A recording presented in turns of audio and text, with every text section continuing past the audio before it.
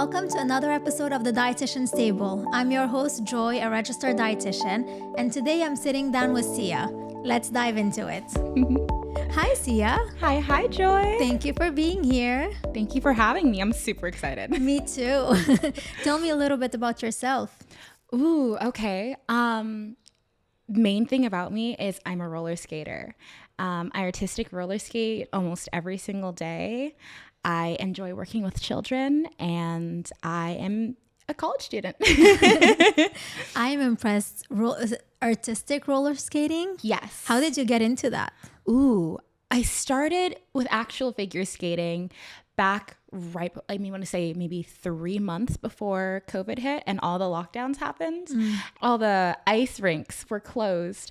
And so one day I went online and I ordered some roller skates because I figured it's the same thing as ice skating, but just on wheels. Yeah. I broke my arm, I broke my wrist, and I fractured my kneecap. No. I still skated. I've been skating ever since. Oh my God. Yeah. Did the recovery, did it take long for you to recover? I want to say a few months per injury. Wow. And you stuck to that. Most definitely. The only one I didn't skate during was my knee because that's kind of imperative for skating. For sure. And what do you study in college? I study speech language pathology. Wow, that's super interesting. Yeah. And that complements a little bit nutrition. I think so. Yeah. How did you get into it? One day I was cleaning and doing the dishes, and I'm listening to these Reddit stories, but sometimes, YouTube will autoplay the next video. And so I'm doing the dishes, my hands are soapy, I'm wet, and the video skips over. And it's this guy talking about how much he loves being a speech language pathologist. And I couldn't skip the video because my hands were too soapy and the dish towel was too far away. So I was like, okay, I'm just going to finish the dishes and then I'll change it back to whatever I was listening to. But as he's talking, I'm like vaguely listening, and then something catches my interest and I like lock in.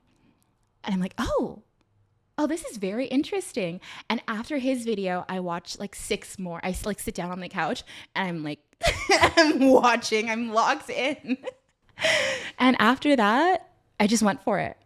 I've been working with kids before that, and hopefully I'm going to continue working with kids and give people the confidence to find their voice and say what they want to say and what they need to say, and just, I don't know, be able to communicate in the way that they want.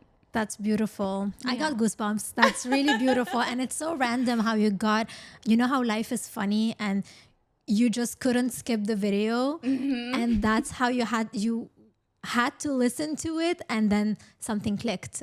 Yeah. The universe was like, you need some direction in your life. Here's the direction. Here it is. That's amazing. How many school years do you still have until you graduate? I'm transferring to SDSU in the spring of next year. So I have 3 classes this semester and then 1 class next semester. Wow, so you're very close. Yeah, and so I'm transferring, and then I'll have 2 years after that. Okay. So 3 years left and I'm done. Okay, amazing. Yeah. And then do you do internships? How does it work once you graduate? I am hoping actually to start internships this semester. The community college that I go to, they have internships. It's a paid internship. Okay. But I think it's like less than minimum wage or something because they give you like 1 lump sum. But it's more for the experience of it. Yeah. And so I'm hoping that my mentor will be able to help me find something in speech language pathology or speech therapy, something in the general field of what I want to do. And I will continue to do that. Hopefully, if I get in, then I'll try to do that throughout the entire 3 years. So I'll have that experience and I'll have the knowledge and the know-how, because honestly, when I was a CNA and I did all my courses and everything, I had my certification, went in, I applied for a job, got the job, went to the job first day, and I was like, I got trained for none of this. I was trained for none of this. I was so spooked. Yeah, when you get to the internship, it's very intimidating at first. Yeah. Yeah, I bet it is. But I'm glad that you're doing that while you're studying, because that gets your feet wet, it gets your experience, and then you can really get a sense of, the everyday work that you're going to be doing. And it seems you're very passionate. I am. I am. Sometimes I just think about what I would say to my client. And I'm like, I know I don't have the words and the knowledge yet to be able to fully formulate what I would be doing or what I'd be saying. But even now I'm like, okay, well, what if they're having a problem with this? And I'll be like, okay, we're going to use the P sound. We're going to go, puff, and we're going to like a breath of air, like a little puff. That's I don't know. So you're already thinking about ways to help your clients out. Yeah. I love that. And you're going to get all those tips and tricks when you start your internship with mentors and their own experience. So it's going to be very enriching. Yeah. I'm really excited about it. And I'm really intrigued because this is not something that I've really ever heard of before that YouTube video pops up. And so I was like, oh, now I can like do all this research and I can explore the world. And, there's so many different pathways that speech language pathologists can go into, so many different settings and ages. It's very interesting. It is. And I work a lot with speech language pathologists because I work in a hospital. So we work a lot together because they evaluate how someone can safely swallow without aspirating. And aspirating really means when you choke and your food goes down the wrong pipe and goes into your lungs, and that can cause pneumonia or infections. So they evaluate the type of texture that the patient can be on. So we work closely together, and that's a very interesting field as well. Yeah. Oh my goodness. What's actually really interesting is that my mom works in a hospital as well. She's a nurse. She is. And she works with kiddos. And so when I came to her with, I want to be a speech pathologist one day, I was like, hey, she's like, I work with those guys all the time. Yeah. Oh, I never knew that. So it's very interesting to hear that so many people, so now that when I talk about it and I mention it to people, so many people are like, oh, I went to speech therapy, or I know somebody who went to speech therapy. I work with speech therapists. And I'm like, oh, wow. It is very common. Yeah. Which is crazy that I'd never heard of it. My mother's a nurse. It's really hard when you grow up and you're trying to think of careers to do. There's so many different ones. So, really when you hear, medical field, you think doctor, nurse, pharmacist, and then when you really dive deep into it, then you see that there's dietitians, there's speech therapists, there's so many other people, CNAs, so many other people that complement the healthcare system and work in a multidisciplinary team. But when you're thinking about your career, it's really hard to pinpoint where you're going. Oh goodness. There are all those more obscure jobs that people don't really think about when you initially talk about it.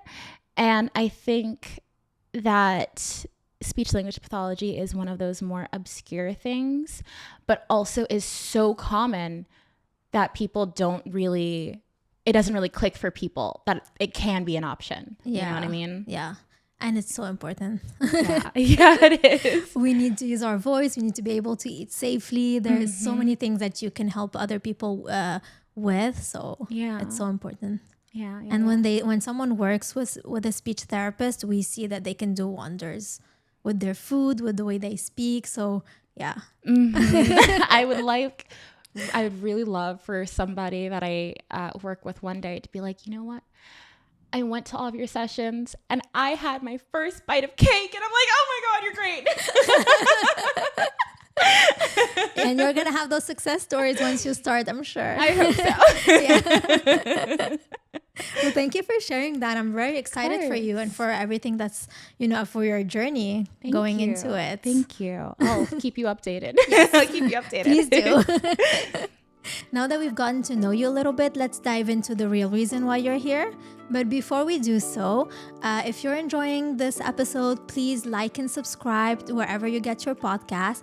And if you want to be a guest on the show, like Sia, you can go on the website, thedietitianstable.com/apply. And we would love to have you here. So Sia, tell me a little bit about, what brought you here. My sister, to be quite honest. My sister was on your podcast and she sent it to me, and I'd been on a podcast previously.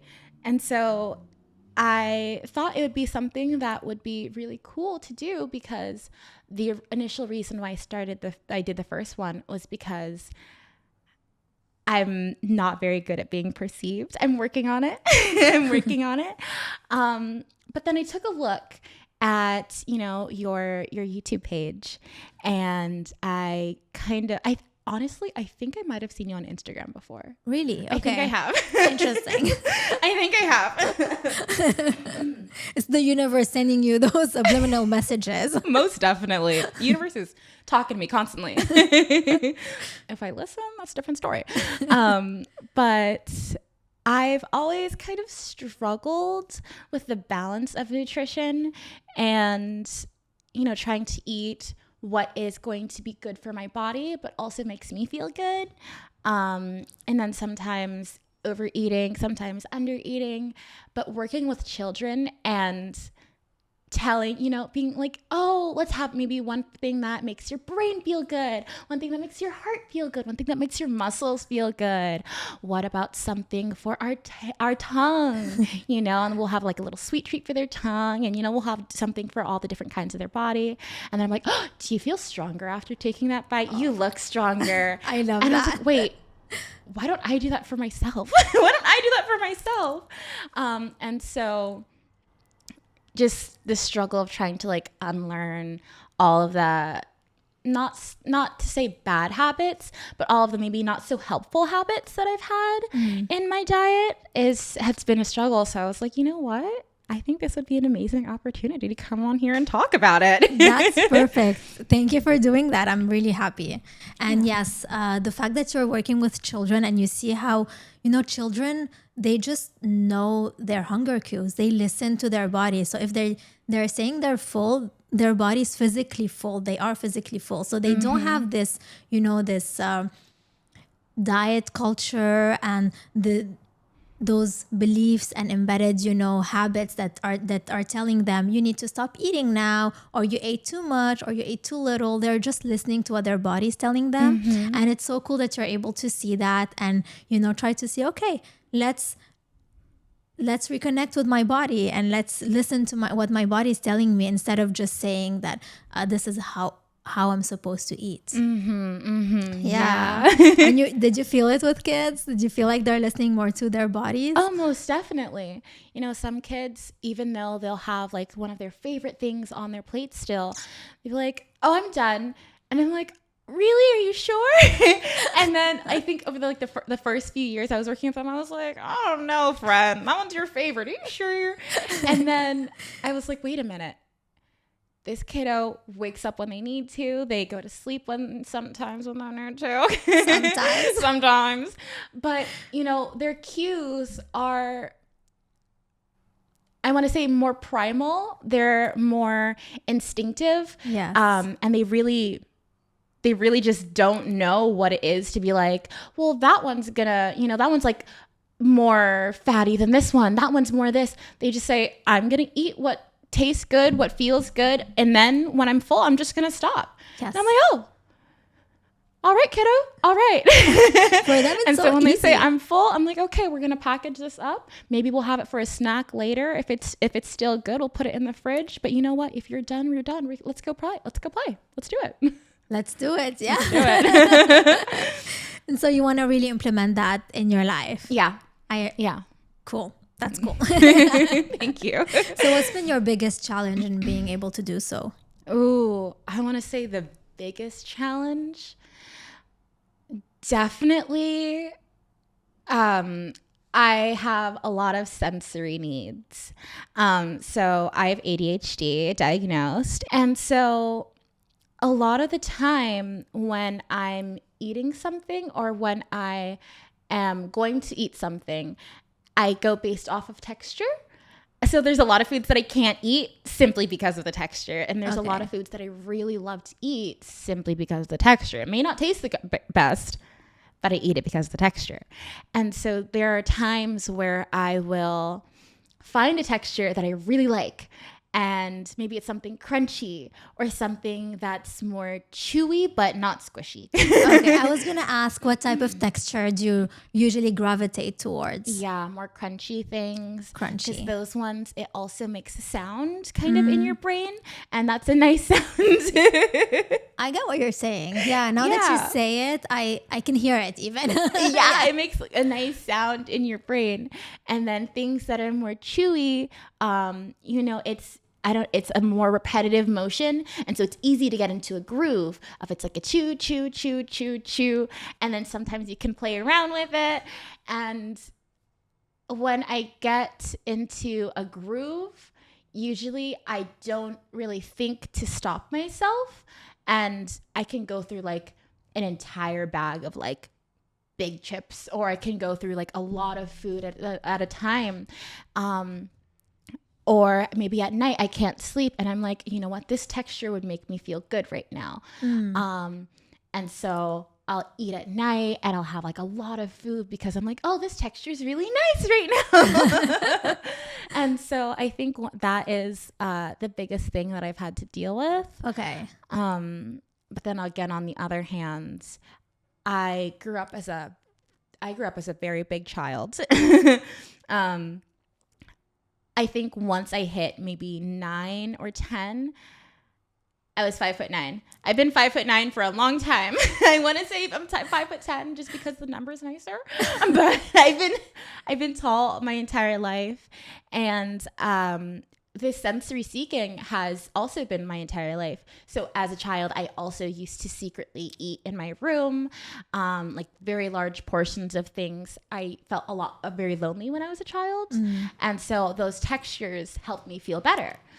And so actually 3 years ago, exactly 3 years ago yesterday, I went to the gym the first time, and that's when I started to meal prep.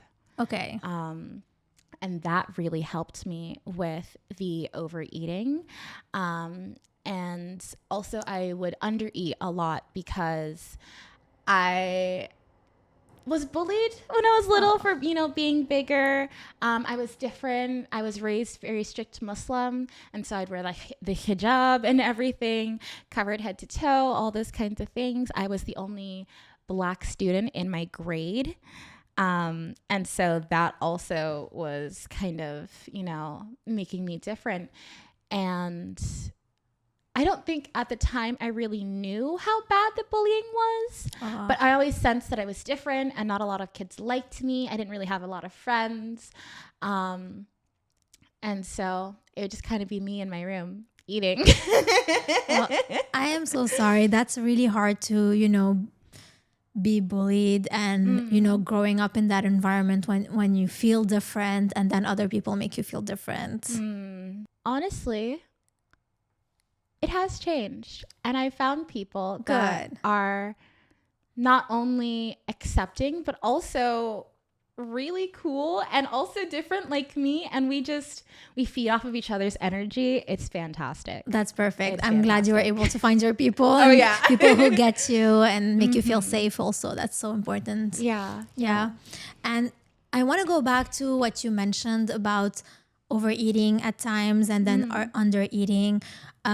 So let's go back to, explaining a little bit what a typical day of eating looks like for you, because that I feel like really pinpoints what's really going on. Because usually when someone is overeating and they feel like same thing as you, they can't stop, they keep eating and they finish a whole bag of chips. So what happens? What happens usually is the guilt feeling, the feeling that you're uncomfortably full. And then the next day you're going to be, okay, I ate that much yesterday, so today I'm going to eat less and I'm going to restrict. So you go about your day barely eating, under feeding yourself. And then what happens when you come back home? Or I come back home and I'm like, okay, I'm going to go to sleep. We're going to end this on a good note.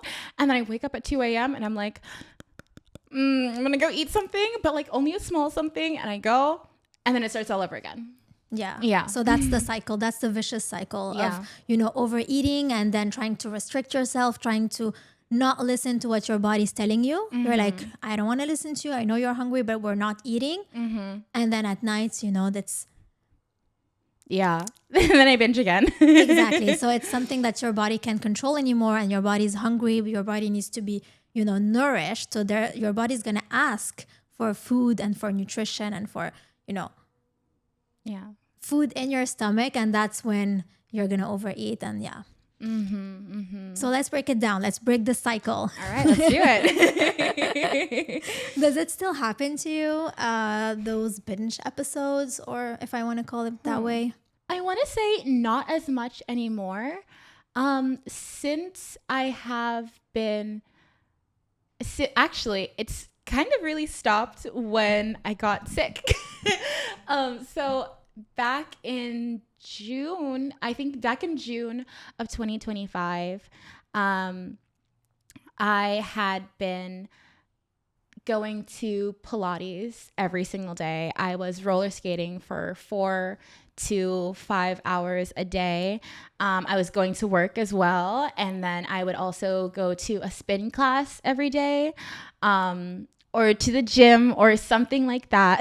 That's insane. I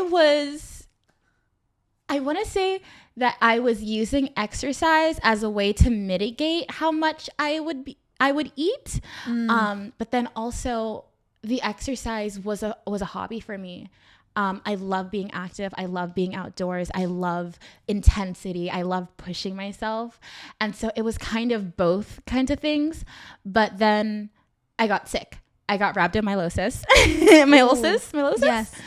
And I was in the hospital. No, I went to the ER. I didn't fully get admitted. And then I got a knee injury right after that. And I didn't go to the gym. I completely stopped all exercise for a few months. And in that time, the original maybe month or so, I ate a lot more than normal. Because I was also on bed rest, and it was like, there's nothing to do. There's nothing to do. But after that, I kind of just started eating more normally.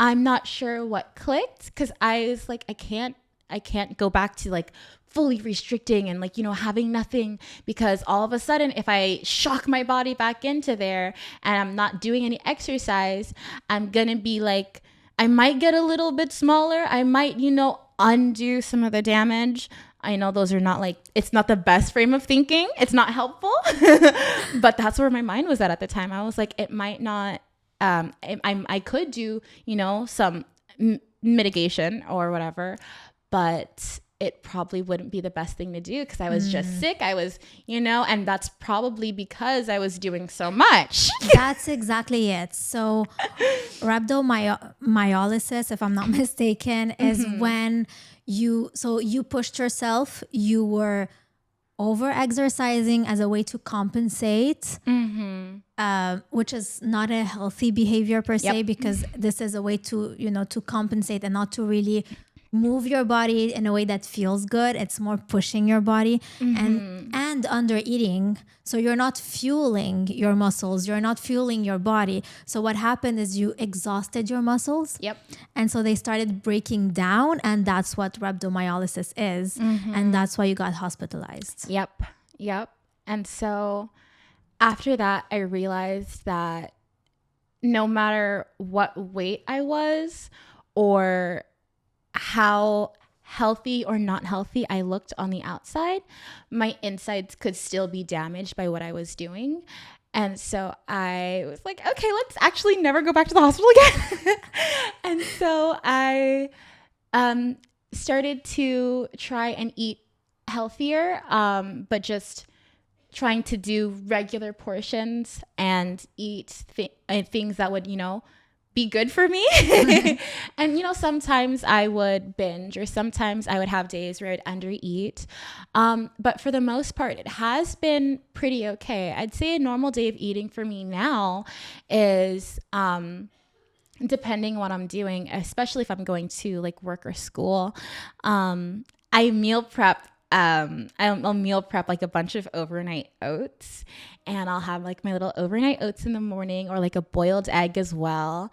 And then I'll take an apple and my meal prep with me. My meal prep, which is like, yesterday I had green beans, and I had brown rice, I had chicken, and I had sweet potatoes, or was it a butternut squash? That sounds good. It was really good. It was so good. I put like a little bit of Greek yogurt on top as well. And Greek yogurt had like cucumber. Like I tried to do a little tzatziki kind of thing. It was so good. But I found that if I'm actually looking forward to my meal prep, then I'm more motivated to actually eat my meal prep. Yeah. So that also will stop me from undereating, and it'll also stop me from overeating, because I'm like, okay, I actually have something in my stomach and I feel good. It tasted good. And so then I just go about my business, and it's really easy to just pop it in the microwave. The hard part is actually making the meal prep. Yeah, for sure. But you did notice that when you do meal prep and when you make sure that you're not skipping meals, then first of all, you're nourishing your body. Yeah. You're not going long hours and long days without eating and then overeating at night because you're exhausted and your body needs food. And also you limit the times where you're going to overeat because you're eating more regularly throughout the day. Yeah. So then you're not going to feel that hungry or starved at night to overeat. Yeah. And you did mention that you are very sensory when you eat. You like the texture. So you did mention the crunchy texture. When you do meal prep, do you think about what type of crunchy I'm going to add, or do you just think of a regular meal to prep? So honestly, I kind of do think of just like a regular meal to prep, but that's why I add in like the apple. For the crunch. I'm like, okay, something is crunchy. And I specifically do like a Honey Crisp or Cosmic Crisp. Those are the crunchiest apples. I'm telling you, if you've never had one, gorgeous. I love those. So I'll have one of those as well I'll have one for lunch, and then with my meal prep along for dinner, I'll do my original meal prep first, and then I'll wait maybe like an hour, and then I'll have an apple with some tea. It's the best thing ever. That's so cool.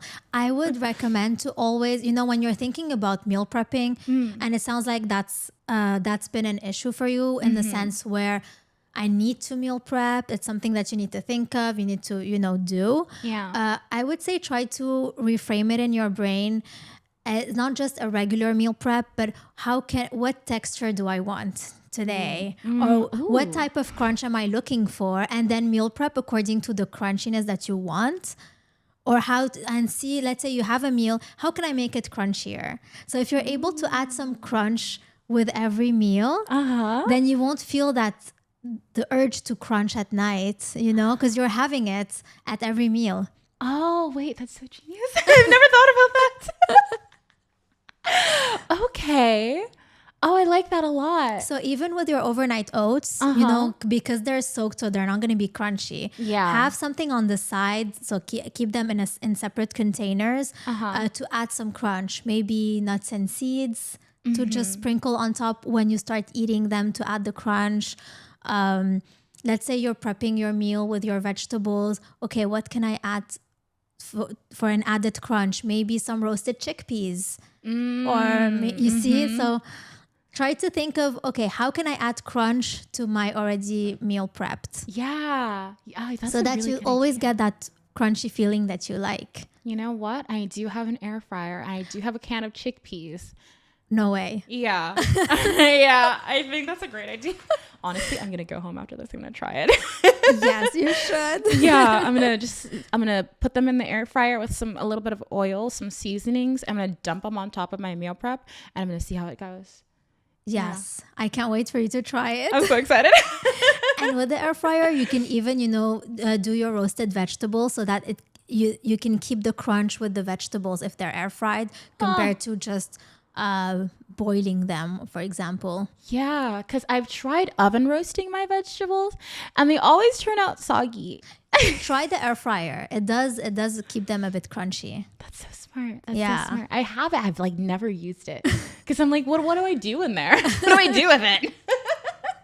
You create your own crunch. I create my own crunch. That's my motto now. Create your own crunch. I love that. Thank you. Oh my goodness. So then because I've been wanting to add in like a little sweet treat at the end of the day. Be like, yeah, you made it through the day. You're fantastic. Yeah, I get it. Yeah. Because sometimes days are hard. Yeah. Days are hard.